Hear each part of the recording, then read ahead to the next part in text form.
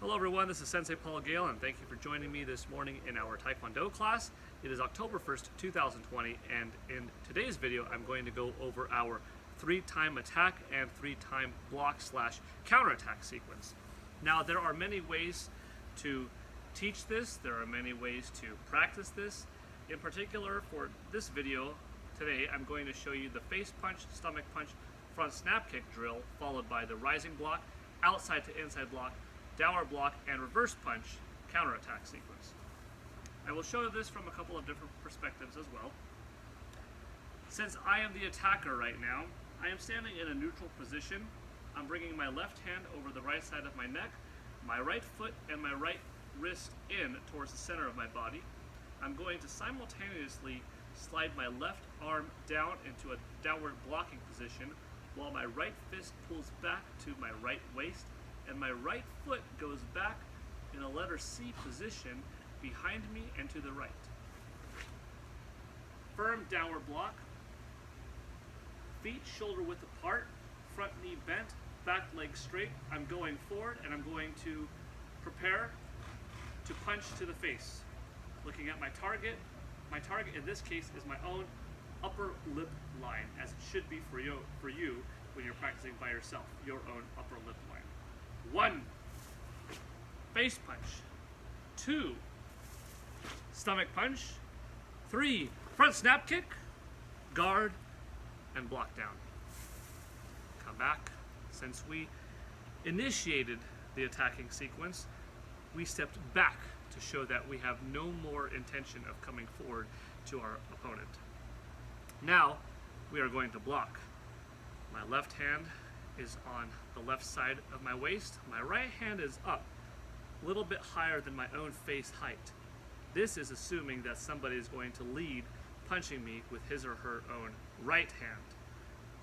They get into the position. I bring my right arm down while I bring my left arm up into an X-like position while my right foot comes in the middle simultaneously. Then shoot back my right foot back and to my right. My right wrist will come to my side abdomen. My left wrist will continue in an upward trajectory as it performs a rising block. 1. I will point in front of me with my right arm up to the side. I will step in and I will block waist height my opponent's stomach punch. I'll bring my right arm down, my left arm to the right side of my neck, bring my foot in, downward block, their right leg's kick, and reverse punch, and come back into position. Since I was being attacked, after I finished this sequence with my partner, I stepped back in following my reverse punch and standing once again in a neutral position. Let me show you this again. Foot in, downward block, 3-time attack, stepping in face punch. 1, keeping attention to my foot, creating letter C's and reverse letter C's. My foot, my fist, my other fist should all end in their final places at the same time. 2, and then now 3, front snap kick, and land. We land after our kick blocking our face, because even though we are with an opponent in a choreographed, if you will, 3-time attack, 3-time counterattack sequence, we want to still always be on guard and be prepared for whatever may come. Now, you shouldn't take this drill necessarily and apply it or think that it's going to apply in a real world situation, that you're going to have the convenience, the easy ability to punch, kick somebody, or that someone's going to step in, punch, kick you in that manner. Not necessarily.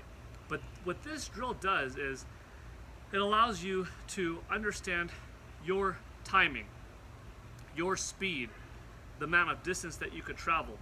How far do you have to be in front of your opponent to hit him or her with your punch? Can you land a face punch properly? Can you keep the punch in the same position? Can you keep your trajectory on point and not waste time getting into there? Can you kick with the ball of the foot? Are you comfortable with extending your foot? Can you block properly? Can you block not like this, but at that correct angle? Can you block while keeping your hand in a supinated position until you pronate it, until you rotate outwards? Can you keep your arms in, close to your body, increasing the speed, increasing the chances of survival that you could quickly adapt into a blocking scenario if you need to? Can you kick and balance on one foot while the other leg is properly extending out and come back and not wibble wobble and lose your balance as you come forward? Because once again, as you apply this into a real situation, you're going to meet contact. You're going to meet contact. You're going to meet somebody that has a harder or softer abdomen, that blocks you harder or softer, that you may miss. Can you keep your muscles tight and not over punch or over kick or lose balance if you're not making contact? It takes a lot of repetition, it takes a lot of practice to get this down. But we do this to build you up in Taekwondo.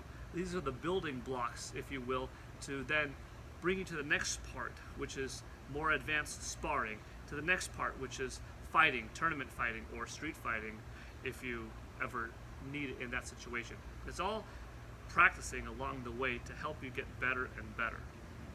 So this does have relevance, this does have meaning. It is part art, but it is also, more importantly, I would say, proper building blocks to get you to understand what you could do with your body and how to do it best, most efficiently. Let's practice a few more times from a couple of different angles. Left arm is back, right hand is up, my right leg's going to come in and out. You see, when I prepared this block, I'm blocking my face. I put my hand up because this has different applications to it. This may be bringing someone in and coming up. This could be grabbing their arm and pulling them into you as you punch. It could be an uppercut elbow. It could be an uppercut to the ribs as you pulled their arm down. In a situation where you're protecting your life, this may be grabbing someone by the collar, by the hair, whatever you need to do to get out and to save yourself. But there are reasons why we do this. From a kinesiological perspective as well, this is helping your body line up its trajectory. I'm in a rising block now. If you look at it from the side, you look at this block, it's traveling through my body. If I'm standing like this with the block, I could easily be pushed over. If I'm standing like this, I have a little bit better of a chance. If I'm grounded, I have a lot more gravity on my side. I'm lowering my center of body weight. My mass is down here. Now I can block. Now I can counterattack. And this all becomes applicable when you're moving and you're making this real, okay? So, let's go with that block again. 1, feet together, X-like position. 2, rotate.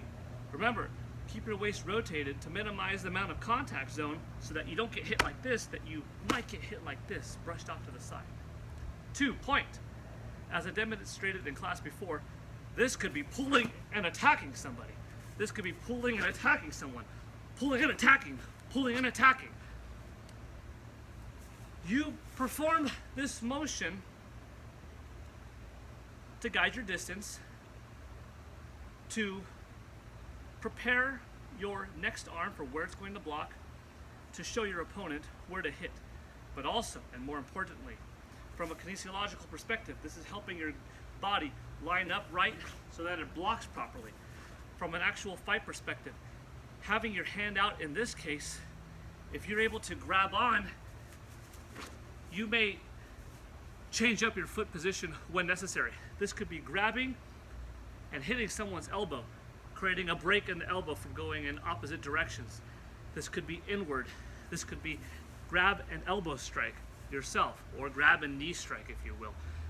It's important to know the fundamentals so that you could apply it differently, but that takes time, that takes practice. So once again, rising block, 1, point, ready, 2, blocking just to the outside of your body. Don't waste space and block over. Now my shoulder's exposed, now my face is exposed, now my body's off balance. I blocked, proper height, still low, still shoulder width apart, my feet.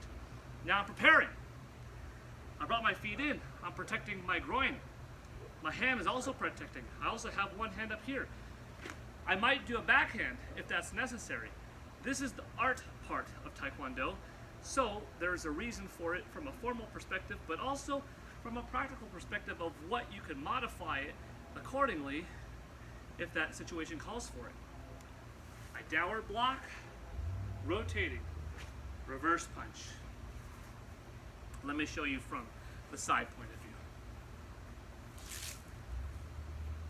Left hand over my neck, right leg in, downward block, 3-time attack. 1, 2, 3, yeah! I was offense, so I step back. Now I'm defense. Ready? 1, 2, 3, yeah! So I step forward. Let me show you from my back so that now that you have an understanding, you could shadow me. This is hour 12, hour 3, hour 6, hour 9. Everybody, bring your left hand over the right side of your neck, bring your right foot in, bring your right foot to 5, downward block. Your left foot should be on 5. Your right wrist is pulled back. Stepping forward, punch. Bring your right foot to 1 and punch right in the middle of your face. 1! Now, bring your left foot to 11, and with your left fist, punch in the middle. 2! Now, kick with your right leg, front snap kick in the middle of your body. 3! And land. Your right foot should be on 1. Inhale, exhale. Now, right hand up, higher than your head's height. 1, come in, rising block. Left leg is on 11, right leg is on 5. Point. Right hand up, outside and inside block. 2, the right foot should be on 1, your left is on 7.